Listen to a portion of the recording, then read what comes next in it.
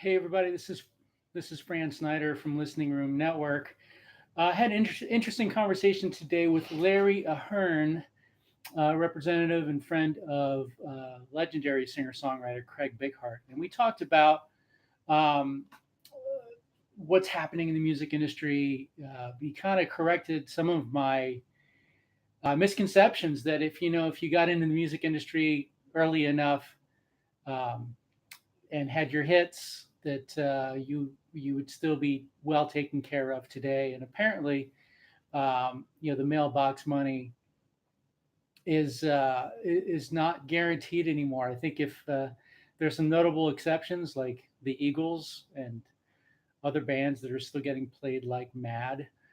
But the fact that you had a hit song long ago doesn't mean that you're still getting tens of thousands of dollars per year, which I suspect there's still a handful of those folks out there. But anyway, one of the things that we got to talking about that I wanted to share is how we keep upping our standards for video in terms of from the artists who apply to be part of our network. And there's a couple of reasons for that. And I think the obvious one is that we want great quality artists to be part of our network. Of course, that makes a better experience for the hosts in our network, as well as uh, provides just a faster track to success. But as we go, well, this is our 12th year serving the house concert community, and one of the challenges that just never seems to go away is the challenge of promoting concerts. And as artists are thrilled with letting go of the responsibility to promote shows, at least in our network, um, we make the assumption that a house concert host is taking charge of getting an audience for that show. That doesn't mean that the artists can't put the word out to people that they know. Um, but for a concert in someone's home, the responsibility is it's not a place designed for the public and for your own safety and for your insurance and all these many reasons. We want house concert hosts to know or be acquainted with at least most of the people in their home. So back on point, the idea is that if the host is taking responsibility to promote the show, they need more than just um, adequate video.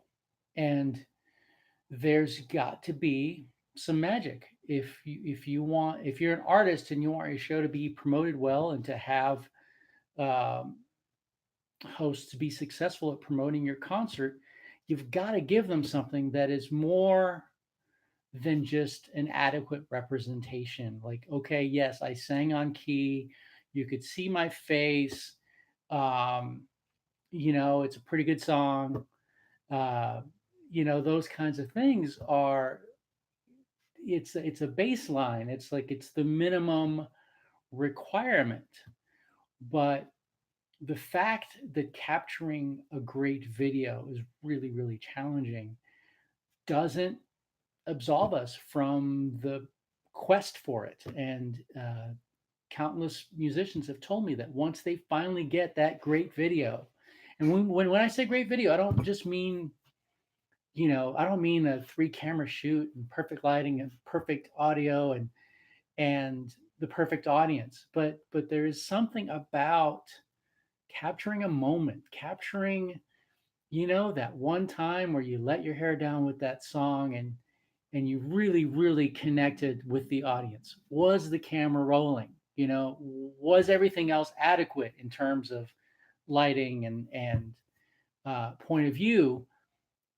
Those things are important, but did you capture some magic?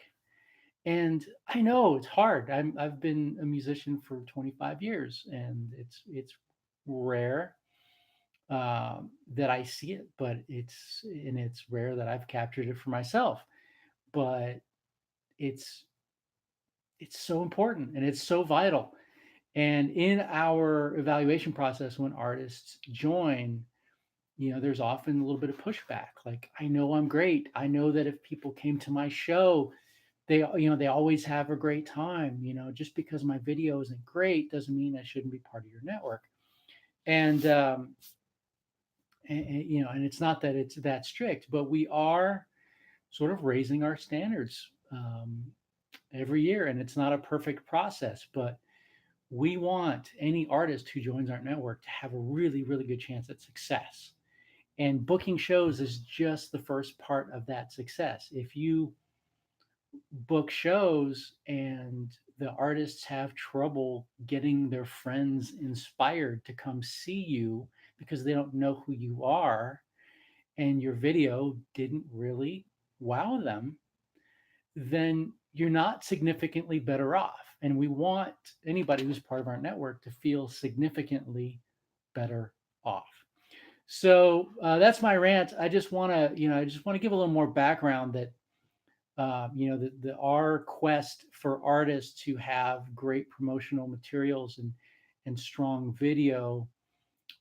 It's This is not something that we do lightly. We know it's difficult, and we know it's challenging, and we know it's frustrating to apply and to not be invited to join our network. We only invite maybe 25% of the artists who apply, but the great news is that they get really solid feedback, and a lot of artists really are grateful for the feedback they get. And then it makes our day when they come back 3 months, 6 months later with better materials.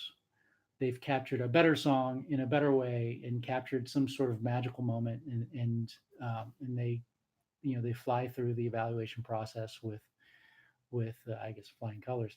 So that's just one of the rewarding things that we see is that despite the fact that we frustrate artists um, who want to be part of our network, we often give them a little nudge that pays dividends um, well beyond the connection to our network. But capturing great video will help you get more festivals. It'll help you get more audience and more gigs, and there's just a zillion ways that pays off. So keep going after it, and we hope to be an encouraging nudge for a lot more artists. So thanks for listening, and I plan to do quite a few more of these videos. Thanks.